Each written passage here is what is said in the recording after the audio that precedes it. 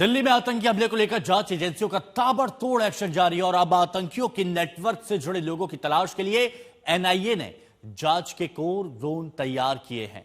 सूत्रों के मुताबिक गिरफ्तार 7 आरोपियों को देश के 5 शहरों में ले जाकर जांच किया जाएगी और इन शहरों में लखनऊ, कानपुर, सहारनपुर, फरीदाबाद और जम्मू कश्मीर शामिल हैं। इसके अलावा जांच एजेंसियों ने जैश मॉड्यूल की बी टीम की भी पहचान कर ली है। इसमें वो लोग शामिल हैं जो आतंकियों को साथ दे रहे थे, आतंकियों का जिनकी तलाश की जा रही है। वहीं देर रात ब्लास्ट के मास्टरमाइंड शाहीन को फरीदाबाद की अल फलाह यूनिवर्सिटी में ले जाकर पूछताछ भी की गई है। तो दिल्ली में आतंकी हमले 5 शहरों में एनआईए जांच और अब यह जांच आगे बढ़ती जा रही है। तो दिल्ली में हुए फिदायीन हमले की साजिश को लेकर एनआईए की ताबड़तोड़ कार्रवाई जारी है। बड़ी खबर आपको बताते हैं, अब साजिश की जड़ें खंगालने के लिए जांच एजेंसियों के रडार यूपी से लेकर जम्मू कश्मीर तक 5 शहर पर आ गए हैं। आतंकियों के नेटवर्क को तलाशने के लिए एनआईए ने जांच के लिए कोर जोन तैयार किया। अब गिरफ्तार 7 आरोपियों को लखनऊ, कानपुर और सहारनपुर, फरीदाबाद, जम्मू कश्मीर ले जाकर जांच पड़ताल की जाएगी ताकि कड़ियों को जोड़ा जा सके। आतंकियों के इन शहरों में उनके संपर्क, सपोर्ट सिस्टम और संदिग्ध ठिकानों को तलाशा जाएगा।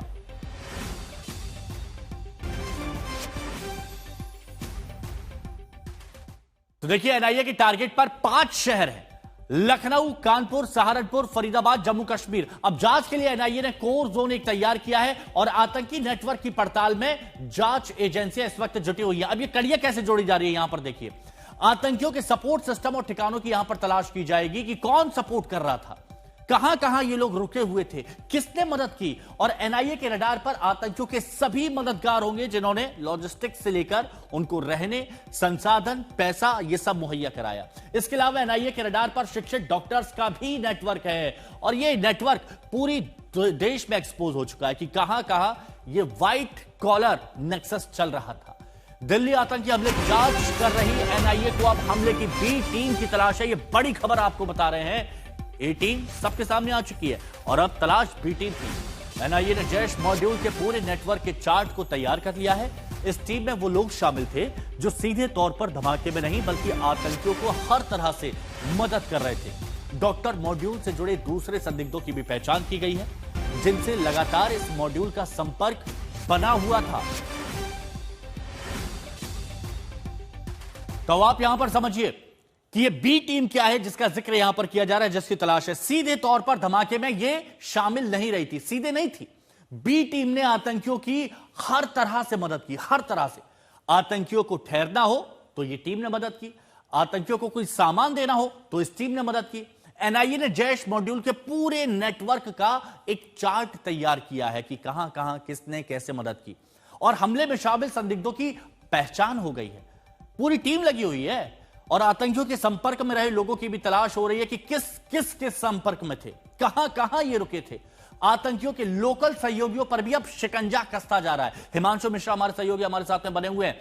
हिमांशु, अब निशाने पर बी टीम और जो भी सहयोगी जिसने भी मदद की सब पर अब शिकंजा कसना तय माना जा रहा है, क्या खबर है?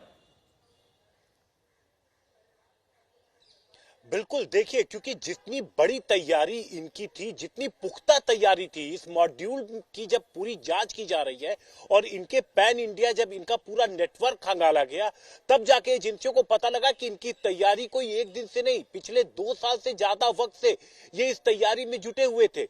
और सबसे बड़ी बात कि फरीदाबाद को आखिर स्पॉट क्यों बनाया गया, क्यों उस जगह को चुना गया जहां पर इतनी बड़ी संख्या में वहां पर विस्फोटक रखे गए।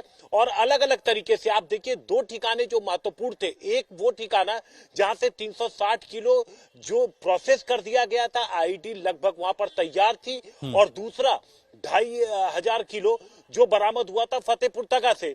तो अब इतनी बड़ी संख्या में जो ये पूरा सामान इनके पास पहुंचा था, ये जो पूरी जो टीम बी थी उसकी मदद से ही इतना बड़ा ये मॉड्यूल खड़ा हुआ था।